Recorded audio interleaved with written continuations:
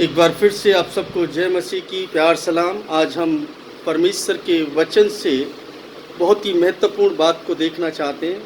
आज हम अंक 7 के बारे में बातचीत करेंगे। 7 अंक जो कि बाइबल का सबसे महत्वपूर्ण अंक है, और बाइबल ही नहीं बल्कि पूरी दुनिया के अंदर 7 अंक पूरी तरीके से समाया हुआ है। और परमेश्वर के द्वारा इस 7 अंक का कैसे वर्णन किया गया है और किस तरीके से 7 के फेर में पूरी दुनिया समाई है, और किस तरीके से पूरी बाइबल 7 के अंदर आप उसको समेट सकते हैं। आपको बता दें कि बाइबल का आधार जो है वो 7 नंबर ही है। और आप एक बात को ध्यान में रखें कि बाइबल का परमेश्वर एक रहस्य को प्रकट करने की कोशिश करते हैं, जो है ना हम जानते हैं, जो हमारा और आपका परमेश्वर है। टोटल 735 बार 7 अंक आया है बाइबल के अंदर, और जिसमें से केवल 54 बार प्रकाशित वाक्य के अंदर है। और 7 वचन जो है, 7 अंक जो है वो परमेश्वर के वचन की नींव है, क्योंकि 7 दिन के अंदर इस सृष्टि का निर्माण हुआ है। और अगर हम और भी शामिल कर लें, और गणनाओं को शामिल कर लें कि जैसे कि बाइबल में कितनी जगह आया 7 गुना, तो ये 6 बार आया है 7 गुना। और अगर सातवें है ना शब्द का भी इस्तेमाल करें, यानी 7वां वर्ष या 7वें सप्ताह या 7वें दिन, इस तरीके से अगर हम बात करें तो 119 बार ये आया है पूरी बाइबल के अंदर। अगर कुल संख्या को देख ले तो ये 860 बार 7 के संदर्भ में पाया जाता है। और मैं बाइबल से भी चर्चा करूंगा, लेकिन उससे पहले मैं कुछ फैक्ट्स आपको बताना चाहता हूं। आप इसको समझ लें कि बाइबल जो है इंसान से कैसे जुड़ी है, हमसे कैसे जुड़ी है, उसको समझने का यत्न करें। आप पूरी दुनिया के अंदर जब देखते हैं तो 7 दिन होते हैं। हम जिस दुनिया में रहते हैं 7 दिन होते हैं सप्ताह के। साल के 52 सप्ताह होते हैं, उसमें भी 7 ही आता है, 5 और 2 7 होता है। हम रेनबो को देखते हैं, इंद्रधनुष जिसको बोलते हैं, उसके अंदर 7 कलर होते हैं, 7 लेयर्स हैं, मतलब 7 स्टेप है जो स्वर्ग के हैं, जो 7 लेयर हैं। अगर हम देखें कॉन्टिनेंट्स को देखें तो 7 ही हैं, 7 कॉन्टिनेंट्स हैं, 7 ओशियन हैं, महासागर, ठीक है। ऑर्बिट में जो एटॉम हैं वो भी 7 हैं, और लेयर जो है पृथ्वी की जो लेयर है वो भी 7 हैं। समझे, इस जो जमीन की जो लेयर हैं वो भी 7 हैं। आप देखिए कि 7 किस तरीके से प्रभावी है मनुष्य के जीवन के अंदर, और मनुष्य कैसे है ना इससे प्रभावित है, उसको मैं बताना चाहता हूँ। ये 7 अंक कितना महत्वपूर्ण है और कहाँ से शुरुआत होती है। इसकी बिगिनिंग जो है वो उत्पत्ति से शुरू हो जाती है।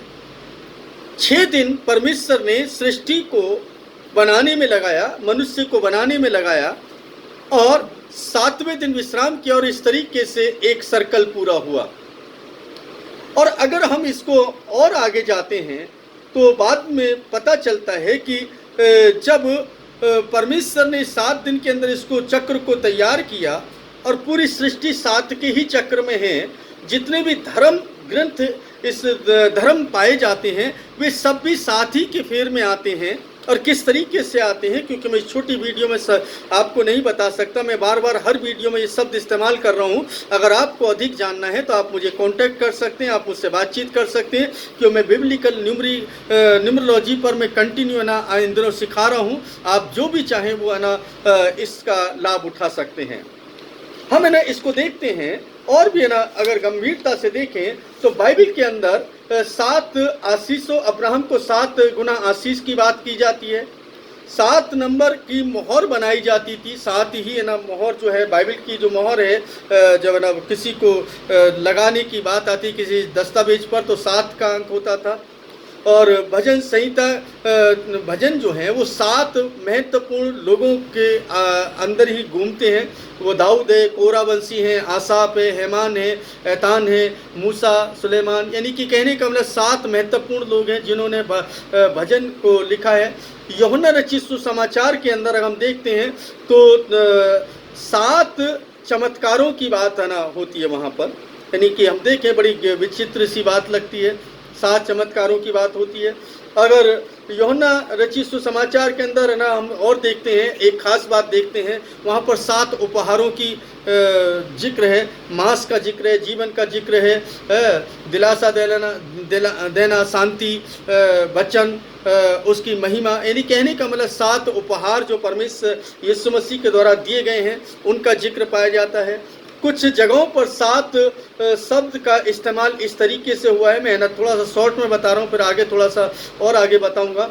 जैसे कि हम और देखते हैं, कर्दनी, स्मारक, पति, क्रोधित होना, एक फरमान यानी कि एक आज्ञा, रोकना, खोजना, साफ करना, मक्का, मोटा, बाचा, कैद, ऊन, 1 बीघा, घास, परिष्कृत करना यानी बहिष्कृत करना, जीना, छोटे बच्चे, यहूदी पैदा करने के लिए मैं प्रार्थना करता हूँ, उपवास करने के लिए, एक कीड़ा, शैतान, एक युवती, सुंदरता, ये 7 बार इस्तेमाल हुए हैं बाइबल के अंदर।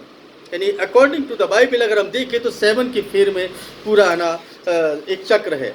मैं अब आपको बाइबल से हट करके आपके जीवन से, आपके शरीर से जुड़े हुए कुछ बातें बताता हूँ। परमेश्वर ने 7 महत्वपूर्ण अंग हमारे शरीर के अंदर रखे हैं, जिनके बगैर हमारा शरीर, इनमें से एक भी अगर खराब हो जाए तो वो सब खत्म हो जाएगा, मतलब पूरी बॉडी बेकार है। नंबर 1 आप देखते हैं, लंग्स है, लीवर है, गॉल ब्लैडर है, किडनी है, आपका हार्ट है, स्टोमक है, इंस्टेंटाइन, मुझे ये कन्फ्यूजन होता है, इंस्टेंटाइन है मतलब जो आंतें हैं, मतलब ये 7 चीज़ें जो हैं आपकी बॉडी के अंदर अगर नहीं है, 7 में से एक भी खत्म हो जाती है तो आपकी बॉडी है ना नहीं रह सकती, आपकी बॉडी बेकार हो गई, मतलब शरीर जो है खराब हो गया। हम एक और महत्वपूर्ण बात बताते हैं कि हमारे बॉडी का सबसे महत्वपूर्ण पार्ट जो है वो यहाँ कंधे से लेकर के ऊपर तक है, जो सबसे ज़्यादा महत्वपूर्ण पार्ट है। और आपको बता दें कि इसमें सर्वाइकल स्पाइन होती है, हमारी गर्दन जो है, इसी गर्दन के ऊपर सब कुछ टिका है। और सर्वाइकल स्पाइन के अंदर आपको बताएं 7 ही हड्डियाँ होती हैं। सर्वाइकल स्पाइन में 7 हड्डियाँ होती हैं, C1 से लेकर के C7 तक। अगर मैं आपको इस पर एक्सप्लेन करने लगूँ कि C1 और C7 तक इनका क्या क्या कार्य है, आपकी अंगूठे को कहना जो सेंसेशन भेजता है, ये सर्वाइकल जो बोन है जो आपकी स्पाइन के अंदर है, सर्वाइकल स्पाइन जो है, 7 हड्डियां हैं इस गर्दन के अंदर, और ये है आपके कंधे को, बीच की उंगली को, कंधे मूवमेंट को, आपके इन सारी चीज़ों के लिए सर्वाइकल बोन जो है ये आपको सेंसेशन भेजती हैं। ये सर्वाइकल स्पाइन कहलाया जाता है। वैसे है ना पूरी जो बॉडी के अंदर हम देखेंगे तो ना जो पूरी स्पाइनल कॉर्ड जो है उसके अंदर ज़्यादा है, लेकिन मैं आपको केवल 7 की बात कर रहा हूँ जो महत्वपूर्ण है। अगर ये है ना टूट जाती है तो है ना कहते हैं कि ना इंसान ना बेकार हो जाता है, क्योंकि सब कुछ इसी सेंसेशन है, इसी पर पूरा सेंसेशन जुड़ा हुआ है। त्वचा की भी 7 लेयर हैं, मतलब हमारे शरीर के अंदर जो स्किन है इसकी 7 लेयर हैं। मैं आपको बाइबल से भी बता रहा हूँ और इससे भी, क्योंकि मैं शॉर्ट में बता रहा हूँ ताकि आप इसको समझ पाएँ कि 7 नंबर बाइबल के अंदर कितना महत्वपूर्ण है। ये आपके जीवन में कैसे काम करेगा ये बाद में बताऊँगा, ये बाद में मैं किसी और दिन बताऊँगा, लेकिन बहुत महत्वपूर्ण बातें मैं बता रहा हूँ। 7 परतें हैं, 2 बाहरी परतें होती हैं और 5 अंदर की परतें होती हैं हमारी स्किन के अंदर। समुद्र की लहरें जो उठती हैं उसमें 7 ही लुढ़क पलटी होती हैं। समुद्र की लहरें जब पलट खाती हैं तो उसमें 7 ही होती हैं। जैसे मैंने बताया इंद्रधनुष में 7 होते हैं। ध्वनि यानी कि आपका जो साउंड है उसमें भी 7 ही सुर होते हैं, 7 सुर होते हैं। अगर है ना महत्वपूर्ण दिशाओं की बात करें, वैसे 8 दिशाएं बताई जाती है, लेकिन बिब्लिकली अगर हम देखें, गौर से देखेंगे तो 7 ही दिशाएं होती हैं जो हमें दिखाई देती हैं, क्योंकि जिस दिशा में हम खड़े खड़े होते हैं वो दिशा हमें दिखाई नहीं दे रही होती, बाकी 7 दिशाओं को देख रहे होते हैं। 8 दिशाएं है ना बताते, 8 कोने होते हैं, लेकिन जिस दिशा में भी आप खड़े हो जाएंगे आपको वो दिशा नहीं दिखाई देगी, आपको 7 दिशाएं दिखाई देंगी, क्योंकि जो तो उसकी तरफ आपकी बैक है। मतलब आपको हर एंगल पर 7 नंबर दिखाया जाएगा, और 7 नंबर ही आपके जीवन से जुड़ा है। अब मैं आपको और भी महत्वपूर्ण बातों पर ना चर्चा करूं। मैं बाइबल के अंदर जाता हूं, और बाइबल के अंदर है ना जब बहुत सारी बातों को देखता हूं तो मैं अय्यूब से शुरू करना चाहूँगा कि अय्यूब जो है बाइबल के सबसे पुराने व्यक्तियों में पाए जाते हैं। और अय्यूब के पास जब उसके जो मित्र आते हैं, तो 7 दिन और 7 रात उसके पास चुपचाप बैठ जाते हैं, और परमेश्वर ने उनसे कहा कि 7 बैल और 7 मेढ़ों को बलिदान करो। बड़ी विचित्र सी बात है, यानी ये 7 का जिक्र वहां पर हो रहा है।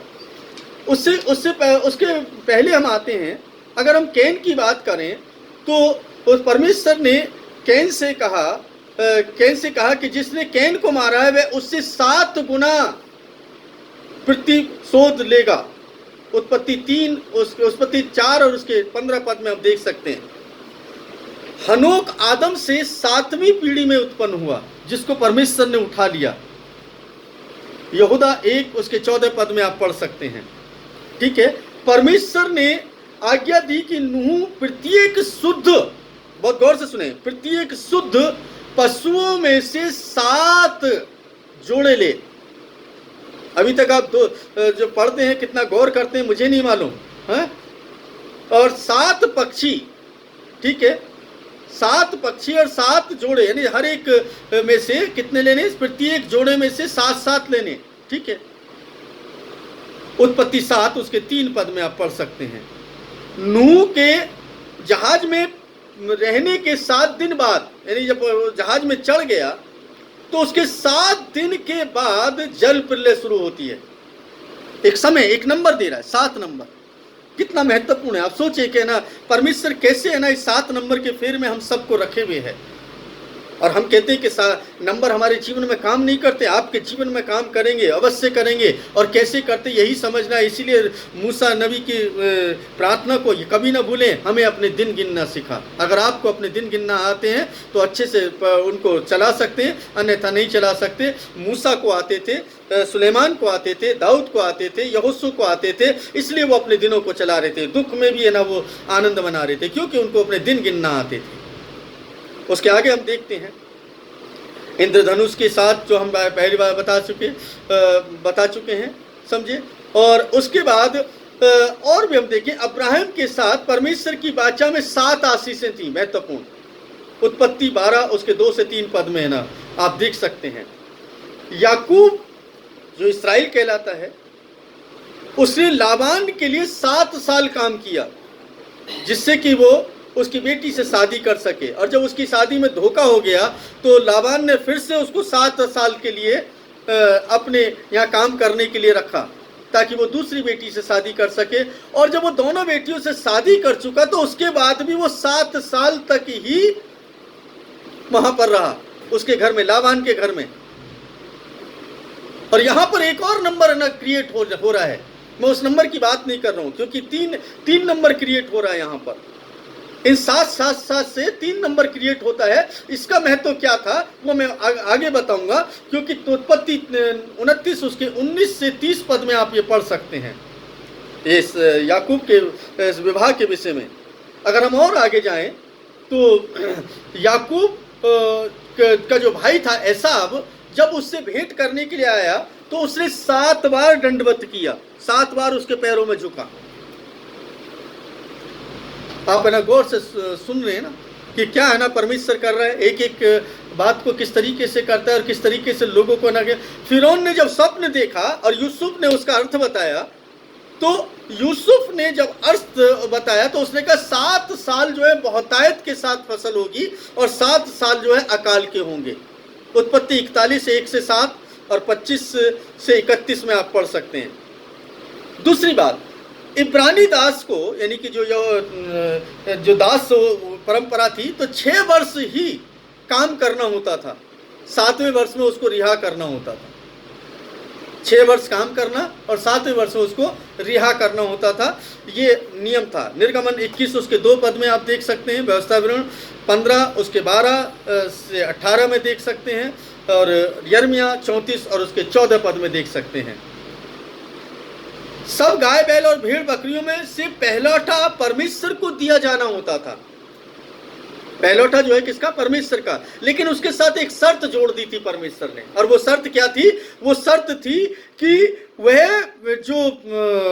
वो जो बच्चा है वो 7 वर्ष तक, वो 7 दिन तक माँ के साथ रहना चाहिए।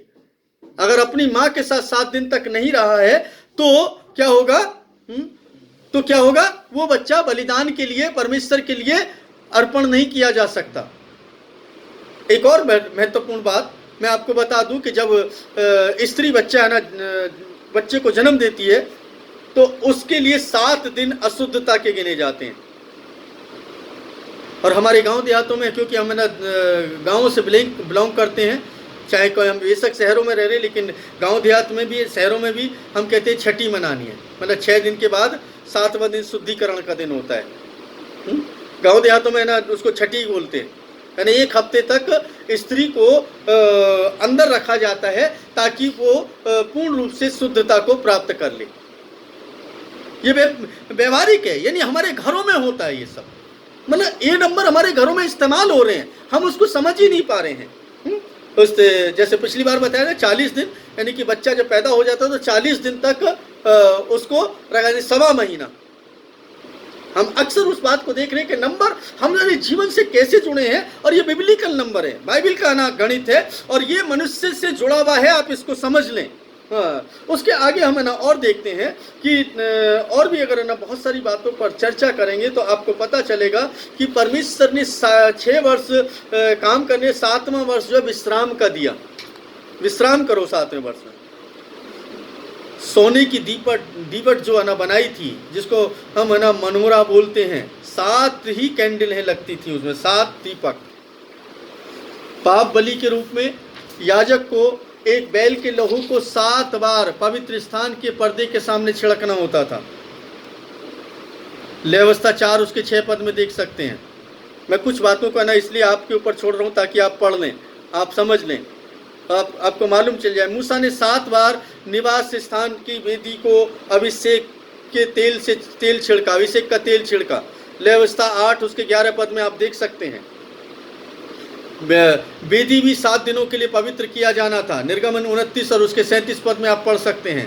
हारून और उसके पुत्रों को 7 दिनों के लिए पवित्र किया जाना था, यानी पवित्र किया, यानी लेव्यवस्था 8 उसके 33-35 में देख सकते हैं। निर्गमन 29 उसके 29 से 30 और 35 पद में देख सकते हैं। कहने का मतलब है कि आप इस बात को देखें कि कितने अद्भुत तरीके से परमेश्वर काम कर रहा है। प्रायश्चित का दिन 7वें महीने में होना था, यानी 7वें महीने में ही प्रायश्चित का दिन है ना ठहराया परमेश्वर ने।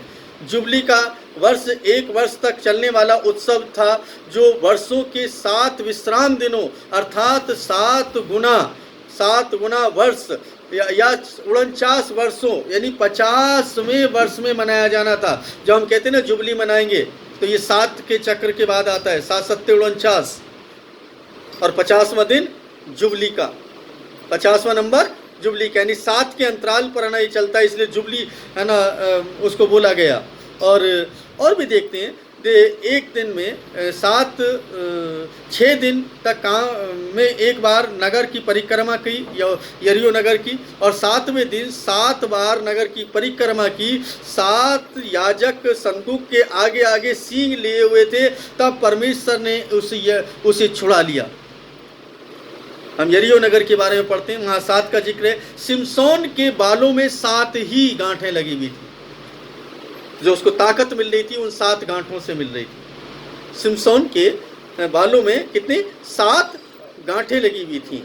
सुलेमान को परमेश्वर का मंदिर बनाने में केवल 7 साल लगे। हम कह रहे केवल 7 साल लगे, लेकिन 7 ही साल क्यों लगे ये सोचो, विचार करो।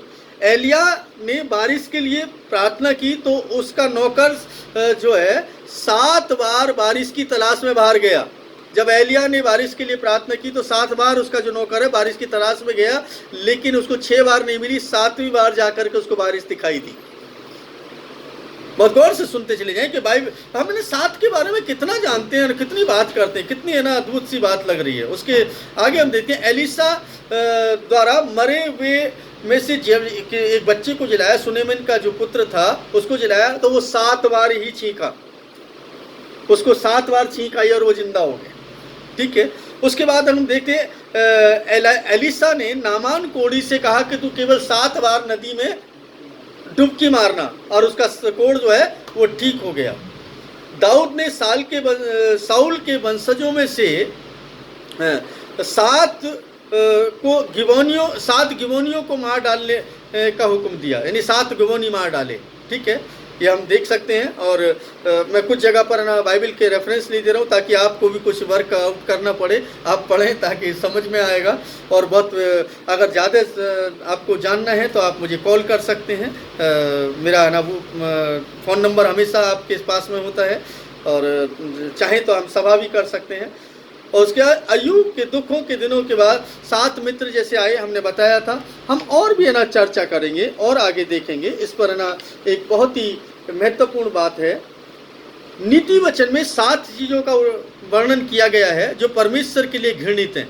नीति वचन 6 उसके 16 से 19 पद में नबूकदनेस्सर को परमेश्वर ने 7 वर्षों के लिए पागल बना दिया था। हाँ? आप दानियल नबी की पुस्तक 4:23, 25, 32 से 33 में देख सकते हैं। क्लेश 7 वर्ष तक चलेगा, दानियल नबी की पुस्तक में लिखा है। दानियल 9, 24, 27 और अन्य पद भी है ना इसके अंदर ना मिलेंगे, आप उसको देख सकते हैं। क्रूस पर मरते समय यीशु ने 7 बातें कही थी। ठीक है, सब्त के दिन यीशु ने 7 बार चंगा किया, यानी सब्त के दिनों में 7 बार चंगा किया यीशु मसीह ने। एक और महत्वपूर्ण बात बताता हूँ, हमने है ना, हम पिछली बार हम बात करते 12 टोकरियों के बारे में बताया था, हमने 12 नंबर में 12 टोकरी के बारे में बताया था। लेकिन आज हमें ना आपको दूसरे उस पर बताते हैं। यीशु ने 4000 पुरुषों को 7 रोटी और कुछ मछली से खिलाया, 7 रोटी से खिलाया। अगर वहां देखें तो 5 रोटी और 2 मछली थी। 5 और 2 7 की संख्या वहां भी है, लेकिन वहां पर हम महत्वपूर्ण क्या बात देख रहे हैं, 1 नंबर और क्रिएट हो रहा है, वहां पर 12 नंबर क्रिएट हो रहा है, 12 नंबर क्रिएट हो रहा है जो 12 नंबर के बारे में बताया। और उन्होंने भरी भी 7 ही टोकरियां उठाई, टुकड़ों की भी। मत्ती 15 उसके 32 से 38 में देख सकते हैं। यीशु ने कहा कि हमें 70 बार का 7 बार क्षमा करना चाहिए, 7 के 70 बार क्षमा करना चाहिए। ये हमने नहीं बल्कि किसने, यीशु मसीह ने बोला है, 7 के 70 बार। मरियम मगदलीनी के अंदर 7 दुष्ट आत्माएं। अब कितने बड़ी विचित्र सी बात लग रही है कि जब सब कुछ 7 के फेर में घूम रहा है। इसलिए आप इसके बाइबल न्यूमरोलॉजी को समझने की कोशिश करें, और जब आप समझ लेंगे, हम है ना अंत में जाएंगे। बहुत लंबा है ना वीडियो हो जाएगा, क्योंकि ज़्यादा लंबा आप लोग देखते नहीं हैं। मुझे पता है कि बिजी पर्सन है आप लोग, है ना, सबसे ज़्यादा बिजी हैं। सबसे ज़्यादा बिजी कब है, जब परमेश्वर की बातें सुननी हो।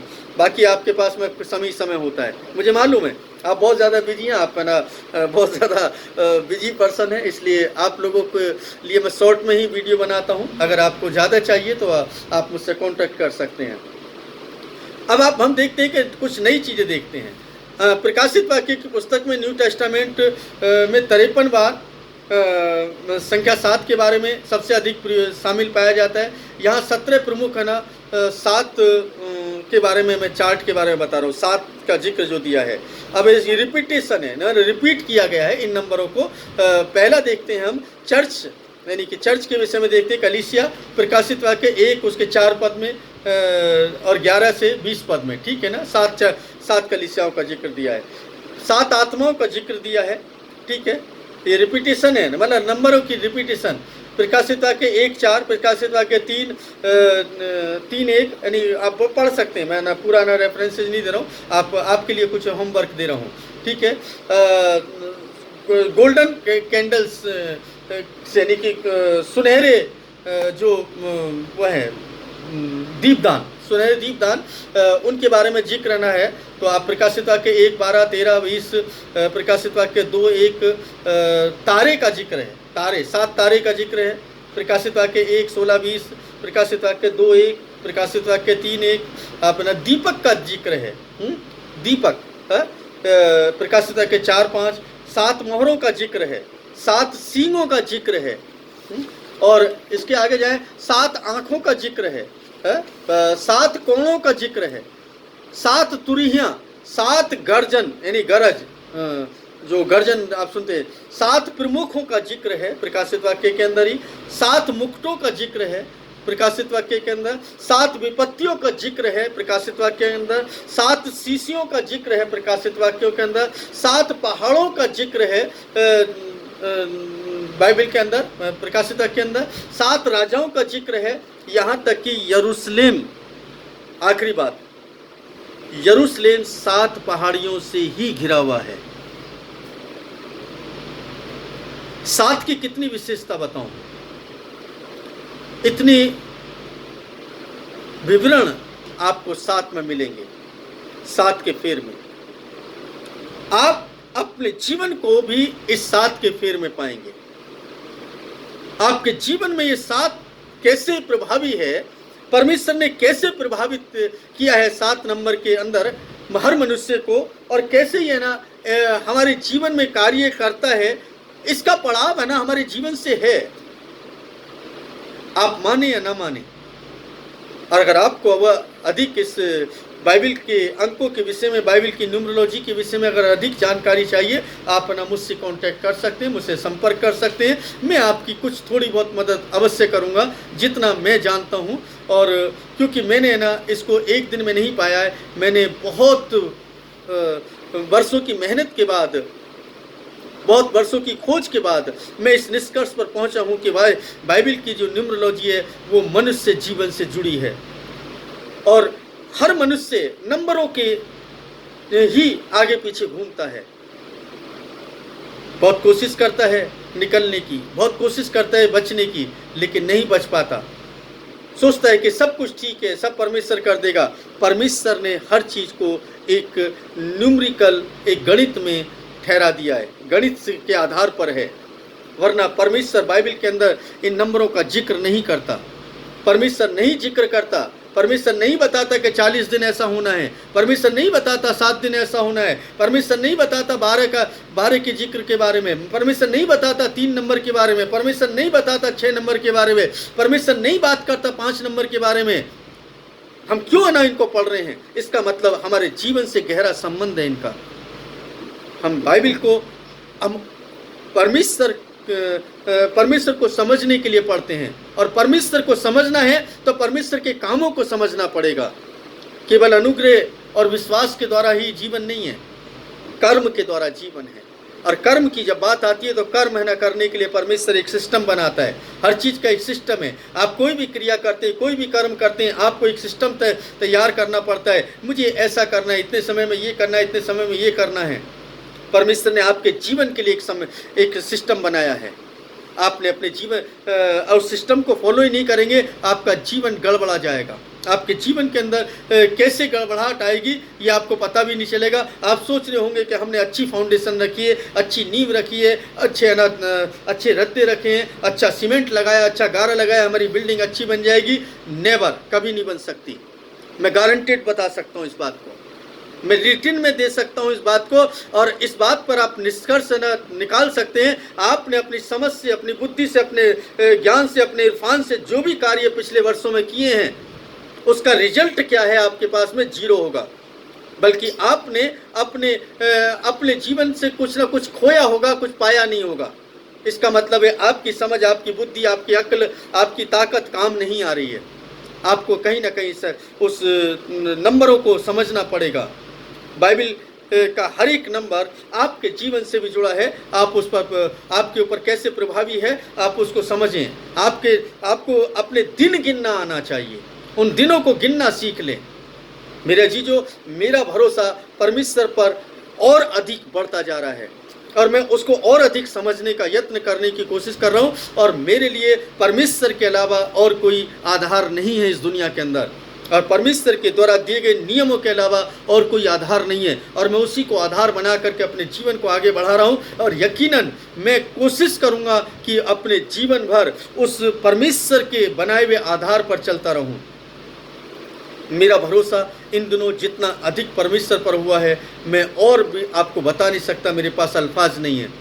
परमेश्वर का सिस्टम समझने की कोशिश कर रहा हूँ मैं, मेरे जीवन के लिए, दूसरों के जीवन के लिए, और मैं इसमें सब कुछ हद तक सफल भी हो रहा हूँ और लोगों को उसका लाभ भी मिल रहा है। अगर आपको लगता है कि ना आप के जीवन में परमेश्वर के द्वारा ठहराई गई ये नियम, ये विधियाँ काम कर सकती हैं, तो आप अवश्य ना उस पर ध्यान दीजिए और आपस से परमेश्वर को और अधिक प्रेम करिए, क्योंकि परमेश्वर को प्रेम करना परमेश्वर की योजनाओं को समझना है। और अगर परमेश्वर की योजनाओं को समझ लिया तो आपकी योजनाएं सफल होना शुरू हो जाएंगी। बाइबल का ना वो पद है ना, आप पूरा होते हुए देखेंगे, वह हमारे मनोरथों को पूरा करेगा। भजन संहिता के अंदर लिखा है वो हमारे मनोरथों को पूरा करने वाला है। यानी हमारे मनों के अंदर, फिर हमारी विचारधाराओं के अंदर वही बातें उत्पन्न होंगी जो परमेश्वर की योजना में शामिल है, वो नहीं जो दुनियावी सोच के साथ शामिल है। और जब परमेश्वर की सोच के साथ काम करेंगे, आप परमेश्वर के कार्य को करते होते हुए देखेंगे और परमेश्वर आपको आशीषित और आनंदित करेगा। परमेश्वर आप सभी को आशीषित करे। आमीन।